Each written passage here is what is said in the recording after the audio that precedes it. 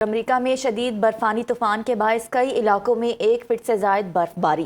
اب تک 65 افراد ہلاک ہو چکے۔ 24 ریاستوں میں ایمرجنسی نافذ کر دی گئی ہے۔ 10 لاکھ سے زائد افراد بجلی سے محروم ہیں، جبکہ 24,000 پروازیں منسوخ کر دی گئی ہیں۔ واشنگٹن، ٹیکساس، نیو یارک اور نیو جرسی سمیت کئی ریاستوں میں شدید برفباری ہوئی۔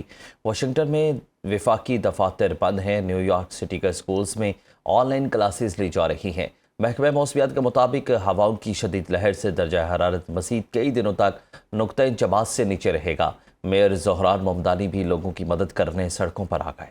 امریکہ میں شدید برفانی طوفان کے باعث کئی علاقوں میں 1 فٹ سے زائد برفباری۔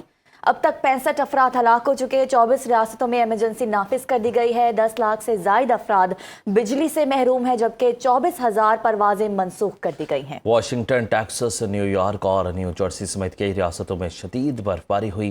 واشنگٹن میں وفاقی دفاتر بند ہیں۔ نیو یارک سٹی کے اسکولز میں آن لائن کلاسز لی جا رہی ہیں۔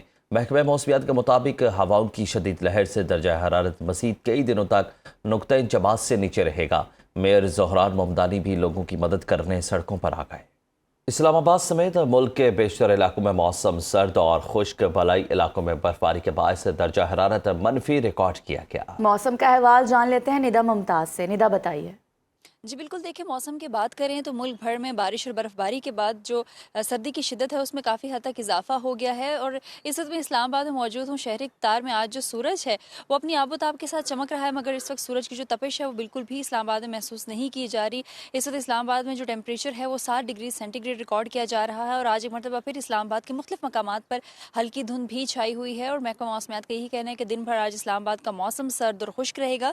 پنجاب کی بات کریں، بلوچستان کے جنوبی اور شمالی اضلاع کی بات کریں، اور اسی کے ساتھ ساتھ سندھ کے مختلف اضلاع کی بات کریں تو وہاں پہ آج ایک مرتبہ پھر دھند کے ساتھ ساتھ جو سردی کی شدت ہے اس میں اضافے کا امکان بتایا گیا ہے، اور جبکہ پہاڑی علاقوں میں آزاد کشمیر، گلگت بلتستان اور بالائی خیبر پختونخوا کے مختلف مقامات پر آج جو مطلع ہے وہ ابر آلود ہوگا۔ درجہ حرارت محکمہ موسمیات کا کہنا ہے کہ منفی میں ریکارڈ ہونے کا امکان ہے۔ اسی کے ساتھ ساتھ محکمہ موسمیات کا یہ بھی کہنا ہے کہ شام کے اوقات میں سردی کی شدت بڑھے گی، مگر آئندہ 24 گھنٹوں تک جو ملک بھر کا موسم ہے وہ خشک رہے گا۔ جی، امریکہ میں شدید برفانی طوفان کے باعث کئی علاقوں میں 1 فٹ سے زائد برفباری۔